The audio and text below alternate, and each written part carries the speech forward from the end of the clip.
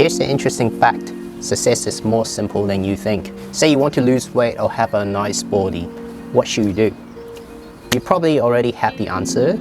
You just need to eat healthily, exercise enough, and sleep well. Or maybe you want to achieve financial freedom. Again, it's simple. You just need to do 3 things right. First is to find ways to earn more money. Second is to reduce your expenditure. And thirdly, make good investment. Yes, that is all it takes. You see, it's not that complicated. If you stop and think carefully, you should already have a brief idea on how to achieve the result you want. Sure, you probably don't know what the exact steps are, or maybe you don't know if you are doing the right thing or executing it correctly. But that shouldn't hold us back, because if we are dedicated enough, then we will be resourceful and being able to find out the missing puzzle pieces. Let me repeat one thing. Success is simple. Then it comes to another question. Why is most people not getting the results they want? The answer is also simple, and that is they give up too easily. When people are experiencing failure and pain, they will be inclined to give up, and they will start making excuses to justify that decision, such as I'm not built for this, I'm just not good enough, I'm too stupid, it's okay to settle, it's not worth the effort, etc. I don't know what you're going through right now, and I'm not going to judge here, but I just want to remind you that when you throw in the towel, then you are taking the consequence of not getting what you want. You want to be more resilient, right? If that's the case, then make sure you watch these videos till the end, because I'm going to share a few tips on how not to give up so easily. Hello everyone, my name is Keith. So if this is the first time you come across to my channel, I create content about career empowerment for young professionals. If you find my video helpful, be sure to like, subscribe, and click the notification bell. The first tip, probably the most important tip, is to remember your why. If you have a coach or you have read a lot of personal development materials, then you should be very familiar with this concept. Clarity is everything. If you don't have a purpose, then your motivation will not get you very far. Of course, it's nice to have 6 packs. Of course, it's nice to make $10,000 a month. The real question is, why do you need it? How badly do you want it? You want 6 packs probably because you want to attract your crush. You want to make more money because you probably want to buy your favorite toy. Even it might sound silly to some people, you shouldn't feel ashamed of it as long as it matters to you. The worst case scenario is you can't explain your why. That implies your goal doesn't have any meanings to you. And when you are facing obstacles, then you are more likely to give up because you don't have a reason to carry on. So make sure you always revisit your why, especially when you're about to give up. You see, I've been creating online presence for more than a year now, from blogging to creating content on LinkedIn, Instagram, or even on YouTube. Let me be very honest with you. It's too bright, I think I need a pair of sunglasses.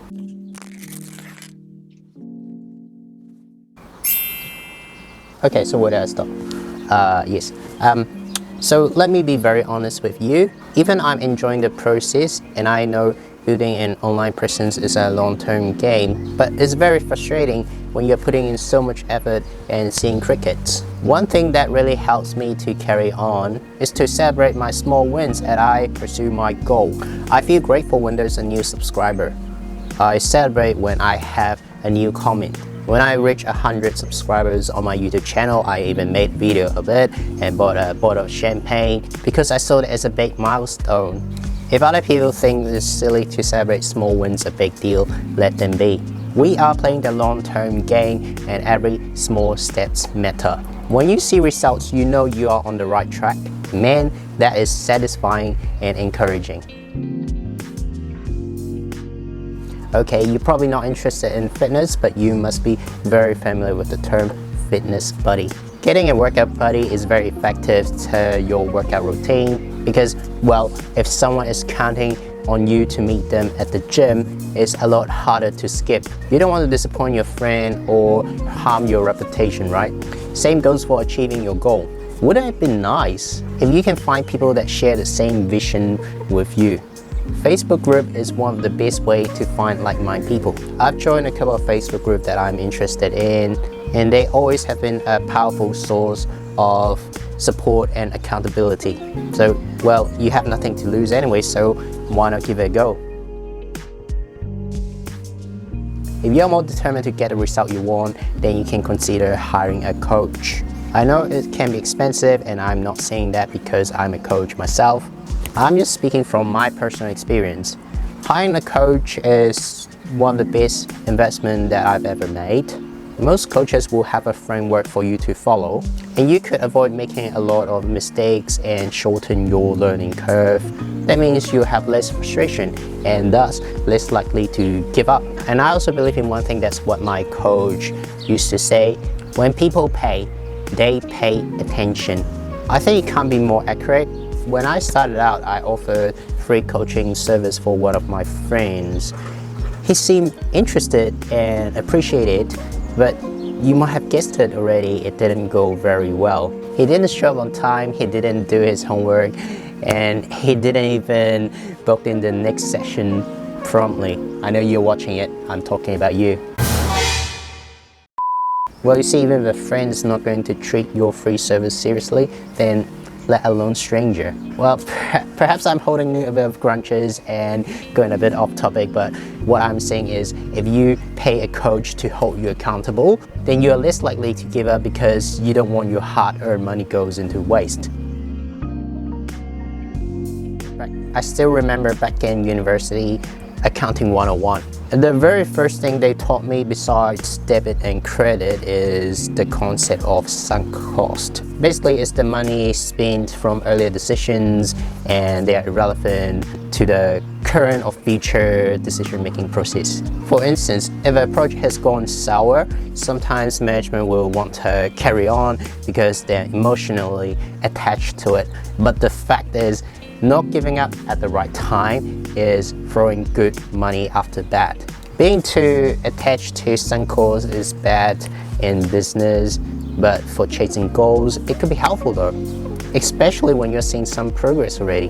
That's why I mentioned earlier you should celebrate small wins, because you get to remind yourself that you have done so much already, and surely you don't want your effort goes into vain.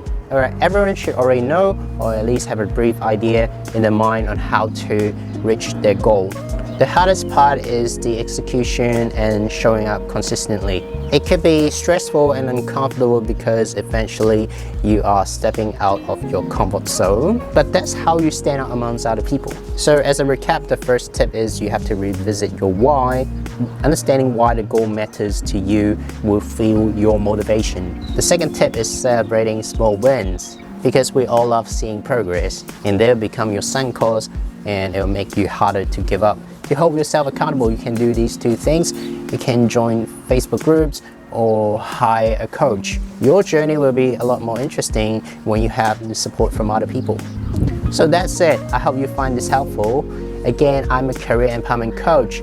If you are feeling unmotivated or struggling at work, book a 30-minute clarity call with me for free and see if we can figure something out.